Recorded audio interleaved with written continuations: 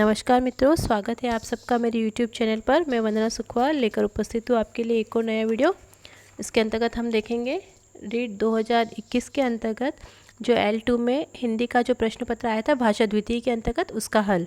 तो माँ सरस्वती के चरणों में नमन करते हुए शुरू करते हैं आज का वीडियो और उसमें हम देखते हैं हिंदी के प्रश्नों का हल। तो सबसे पहले गद्यांश आधारित प्रश्न है, प्रश्न संख्या 61 से 65 तक। इतिहास प्रमाणित कर देता है कि ऐसे दासत्व बहुत काल के उपरांत एक अद्भुत संहारक शक्ति को जन्म देते हैं जिसको बाढ़ को रोकने में शक्तिशाली भी समर्थ नहीं हो सके। मनुष्य स्वभावतः जीवन से बहुत प्यार करता है, परंतु जब सहयोगियों के निष्ठुर उत्पीड़न से वह नितांत दुर्बल हो उठता है तब उसकी ममता धीरतम विरक्ति से परिवर्तित हो जाती है। पीड़ितों का समाधान संभव हो सकता है, परंतु ऐसे में हताश और जीवन के प्रति निर्मम व्यक्तियों का संभाषण संभव नहीं है। ऐसे व्यक्तियों का वेग आंधी के समान चक्षुहीन, बाढ़ के समान दिशाहीन और विद्युत के समान लक्ष्यहीन हो जाता है। प्रश्न संख्या 61 निम्न में से स्त्रीलिंग शब्द हैं। ए मनुष्य, बी ममता, सी निष्ठुर, डी सबल। तो यहाँ पर ऑप्शन बी ममता स्त्रीलिंग शब्द है। प्रश्न संख्या 62 संहारक शब्द का संधि विच्छेद है। ए सम प्लस हारक, बी समधनहारक, सी संधनहारक, डी संधनहारक। ऑप्शन ए समधनहारक संहारक का संधि विच्छेद है। प्रश्न संख्या 63 निम्न में से कौन सा विकल्प जातिवाचक संज्ञा से भाववाचक संज्ञा बनने का है। ए शून्यता, बी उत्पीड़न, सी उपयोगिता, डी दासत्व। तो यहाँ ऑप्शन डी करेक्ट आंसर हो जाएगा, दासत्व जो भाववाचक संज्ञा जातिवाचक संज्ञा से बना है। प्रश्न संख्या 64 बाढ़ के समान दिशाहीन वाक्य में रेखांकित पद है। तो बाढ़ को रेखांकित किया गया है तो किस प्रकार का है ये। ए संज्ञा, बी सर्वनाम, सी क्रिया, डी विशेषण। तो ये संज्ञा शब्द है। निम्नलिखित में से कौन सा शब्द दुर्वह का समानार्थी है। दुर्वह अर्थात ए सिंचित, बी असह्य, सी गंतव्य, डी दिशाहीन। तो यहाँ में हमारा आंसर हो जाएगा ऑप्शन बी असह्य दुर्वह का समानार्थी है। अब देखिए पद्यांश आधारित प्रश्न है, प्रश्न संख्या 66 से 59 तक। तो सबसे पहले हम पद्यांश देखेंगे। हम मुक्त गगन के पिज्जर बद न गा पाएंगे, कनक तीलियों से टकराकर पुलकित पंख टूट जाएंगे। स्वर्ण श्रृंखला के बंधन में अपनी गति उड़ान सब भूले, बस सपनों में देख रहे हैं तरु की फुनगी पर के झूले। हम बहता जल पीने वाले मर जाएंगे भूखे प्यासे, कहीं भली है कटुक निम्बोरी कनक कटोरी की मैदा से। तो प्रश्न संख्या 66 देखिए, उपयुक्त कविता का केंद्रीय भाव है। ए स्वतंत्र प्रेम, बी देश प्रेम, सी समाजवाद, डी मातृशक्ति। तो ऑप्शन है हमारा करेक्ट आंसर हो जाएगा स्वतंत्र प्रेम। प्रश्न संख्या 67 कहीं भली है कटुक निम्बोरी कनक कटोरी की मैदा से पंक्ति में कौन सा अलंकार है। ए यमक, बी अनुप्रास, सी संदेह, डी श्लेष। तो यहाँ ऑप्शन बी कनक कटोरी की मैदा से अलंकार हो जाएगा अनुप्रास। प्रश्न संख्या 68 स्वर्ण श्रृंखला के बंधन में अपनी गति उड़ान सब भूले पंक्ति में स्वर्ण श्रृंखला किसे कहा गया है। ए वैभव विलास युक्त गुलामी को, बी सोने की जंजीरों को, सी वैभव रहित गुलामी को, डी संपन्नता के सुख को। तो यहाँ पर वैभव विलास युक्त गुलामी को स्वर्ण श्रृंखला कहा गया है। स्वर्ण श्रृंखला अर्थात सोने की जंजीर। प्रश्न संख्या 69 निम्न में से तद्भव शब्द है। ए स्वर्ण, बी पंछी, सी कटुक, डी किरण। तो यहाँ पर बी पंछी तद्भव शब्द है। प्रश्न संख्या 70 निम्नलिखित में से असंगत है। सरल वाक्य में एक उद्देश्य व एक ही विधेय होता है, सत्य है। मिश्र वाक्य में एक से अधिक मुख्य उपवाक्य तथा अन्य आश्रित उपवाक्य होते हैं। संयुक्त वाक्य में दो या दो से अधिक साधारण वाक्य किसी संयोजक से जुड़े रहते हैं। डी मिश्र वाक्य में उपकरणों को तो जोड़ने का काम समुच्चय बोधक करते हैं। तो यहाँ पर देखिए असंगत जो है ऑप्शन बी मिश्र वाक्य में एक से अधिक मुख्य उपवाक्य तथा अन्य आश्रित उपवाक्य होते हैं। प्रश्न संख्या 71 देखेंगे। वाह कितना सुंदर दृश्य है। यह वाक्य की दृष्टि से वाक्य अर्थ की दृष्टि से किस प्रकार का वाक्य है। तो ए संभावनार्थक, बी संकेतार्थक, सी विस्मयादिबोधक, डी प्रश्नवाचक। तो यहाँ पर देखिए ये विस्मयादिबोधक वाक्य है। और अर्थ की दृष्टि से होते हैं 8 प्रकार के होते हैं। रचना की दृष्टि से वाक्य 3 प्रकार के होते हैं। आंखें बिछावना मुहावरे का अर्थ है प्रेम पूर्वक स्वागत करना, अत्यंत प्रिय होना, जरा भी कष्ट न आने देना, वश में न रह पाना। तो देखिए आंखें बिछाने का अर्थ होता है प्रेम पूर्वक स्वागत करना। एक तो करेला, दूसरा नीम चढ़ा लोकोक्ति का अभिप्राय है। सब और कष्ट होना, दूसरे पर दोष मढ़ना, एकाधिक दोष होना, मात्र दिखावा करना। तो ऑप्शन सी एकाधिक दोष होना, एक तो करेला दूसरा नीम चढ़ा। 74 प्रश्न संख्या, पुलिस ने चोर को दंड दिया, वाक्य में प्रयुक्त विभक्ति रूप है कर्ता एवं कर्म, बी कर्म एवं अपादान, सी कर्ता एवं करण, डी कर्ता एवं संप्रदान। तो देखिए पुलिस करता है और चोर को दंड दिया, यहाँ पर देने के अर्थ में संप्रदान कारक का प्रयोग किया जाता है, तो ऑप्शन डी कर्ता एवं संप्रदान यहाँ पर करेक्ट आंसर हो जाएगा। प्रश्न संख्या 75, धीरे धीरे किसी व्याकरणिक कोटि का शब्द है।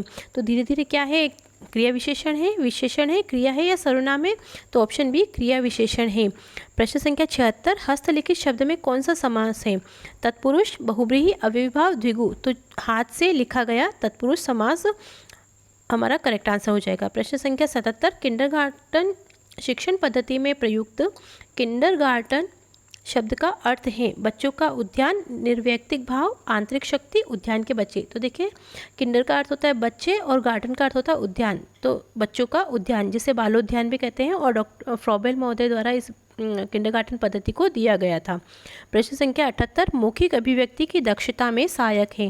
ए प्रार्थना पत्र, बी निबंध, वाद विवाद और पत्र। तो देखिए निबंध, प्रार्थना पत्र और पत्र तो ये हो गए हैं लिखित अभिव्यक्ति में, लेकिन मौखिक में होता है वाद विवाद।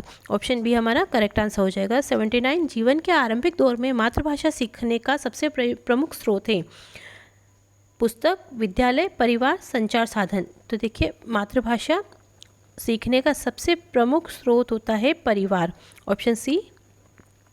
प्रश्न संख्या 80 देखेंगे, निम्नलिखित में से वाचन शिक्षण का उद्देश्य है। ए विद्यार्थियों की कल्पना शक्ति का विकास करना, बी विद्यार्थियों की लेखन शक्ति का विकास करना, सी प्रत्येक शब्द पर उचित बल देकर पठन शक्ति का विकास करना, डी विभिन्न संदर्भों में द्रुत लेखन का विकास करना। तो देखिए वाचन शिक्षण के लिए बताया गया तो पठन शक्ति का विकास करना, ऑप्शन सी हमारा करेक्ट आंसर हो जाएगा। प्रश्न संख्या 81, भाषा प्रयोगशाला शिक्षक के स्थान का प्रतिस्थापन नहीं है। यह वाक्य है असत्य, अस्पष्ट, सत्य, अनुपयुक्त। तो ये ऑप्शन सी करेक्ट हो जाएगा, प्रतिस्थापन नहीं है, क्योंकि भाषा प्रयोगशाला शिक्षक का स्थान कभी नहीं ले सकती। प्रश्न संख्या 82, पाठ्य पुस्तक का बाह्य गुण है विषय वस्तु, भाषा, शैली, शीर्षक। तो देखिए विषय वस्तु, भाषा और शैली तो ये आंतरिक है, लेकिन जो शीर्षक होता है वह पाठ्य पुस्तक का बाह्य गुण के अंतर्गत आता है। प्रश्न संख्या 83, निम्नलिखित में से श्रव्य उपकरण है पोस्टर, चार्ट, ग्रामोफोन, मानचित्र। तो ऑप्शन सी ग्रामोफोन श्रव्य उपकरण के अंतर्गत आता है, और ग्रामोफोन का प्रयोग गीत संगीत की शिक्षा देने के लिए किया जाता है। प्रश्न संख्या 84, वस्तुनिष्ठ परीक्षा में सम्मिलित है। ए निबंधात्मक परीक्षा, बी मिलान पद परीक्षा, सी लघुत्तरात्मक परीक्षा, डी पर्यवेक्षण। तो यहाँ पर जो मिलान पद परीक्षा है वो वस्तुनिष्ठ परीक्षा के अंतर्गत आती है। विद्यार्थी के लगातार मूल्यांकन हेतु उपयुक्त परीक्षा पद्धति है सतत एवं व्यापक मूल्यांकन, सत्रांत परीक्षा पद्धति, सी वार्षिक परीक्षा पद्धति, डी मौखिक परीक्षा पद्धति। तो देखिए लगातार मूल्यांकन किया जाता है सतत एवं व्यापक मूल्यांकन के अंतर्गत, अर्थात CCE continuous and comprehensive evolutions. प्रश्न संख्या 86, निदान का महत्व नगण्य है यदि उसके द्वारा बच्चों का उपचार नहीं किया जाता, उसके अनुसार बच्चों का उपचार किया जाता है, उसके परिणामों पर अविश्वास किया जाता है, डी उसके परिणामों की उपेक्षा की जाती है। तो देखिए निदान का अर्थ होता है कि बच्चों की कमजोरियों का पता लगाना, और उपचार का अर्थ होता है कि उन कमजोरियों को दूर करना। तो यदि अगर कमजोरियों का पता लगाया जाता है और उन्हें दूर नहीं किया जाता तो निदान का कोई महत्व नहीं रह जाता। तो ऑप्शन ए हमारा करेक्ट आंसर हो जाएगा। उसके अनुसार बच्चों का उपचार यदि नहीं किया जाता तो निदान का महत्व नगण्य हो जाता है। प्रश्न संख्या 87, भाषाई कौशल के निर्धारित पक्षों में कौन सा उपयुक्त नहीं है। देखना, सुनना, बोलना, पढ़ना। तो देखना भाषाई कौशलों के अंतर्गत नहीं आता है। प्रश्न संख्या 88, खेल विधि का प्रचलन करने का श्रेय है रायबर्न को, मॉरिसन को, थॉमस एम रिस्को को, हेनरी कॉल्डवेल कुक को। तो ये देखिए परीक्षा 2018 में भी पूछा गया है रीट में। खेल विधि को प्रचलित करने का श्रेय है हेनरी कॉल्डवेल कुक को। प्रश्न संख्या 89, मैं कलम से किताब लिखता हूँ में कारक का भेद है कर्म कारक, संबंध कारक, करण कारक, अपादान कारक। तो देखिए लिखने में सहायक है कलम, तो यहाँ करण कारक हमारा करेक्ट आंसर हो जाएगा, ऑप्शन सी। अंतिम प्रश्न देखेंगे 90, व्याकरण शिक्षण की किस प्रणाली को विकृत रूप में सुग्गा प्रणाली भी कहते हैं। अव्याकृति प्रणाली, सहयोग प्रणाली, पाठ्यपुस्तक प्रणाली और निगमन प्रणाली। तो यहाँ पर हमारा आंसर हो जाएगा ऑप्शन सी पाठ्य पुस्तक प्रणाली, जिसे सुग्गा प्रणाली या निर्बाध प्रणाली भी कहते हैं, और इसका प्रतिपादन डॉक्टर वेस्ट ने किया गया था। तो ये था मित्रों हमारा वीडियो, जिसके अंतर्गत हमने देखा हिंदी के प्रश्नों का हल। आशा करती हूँ कि आपको पसंद आया होगा। इसे लाइक कीजिए, शेयर कीजिए और चैनल को सब्सक्राइब कीजिए। वीडियो को पूरा देखने के लिए बहुत बहुत धन्यवाद। माँ भारती आप सबका कल्याण करे। जय भारत, जय हिंद।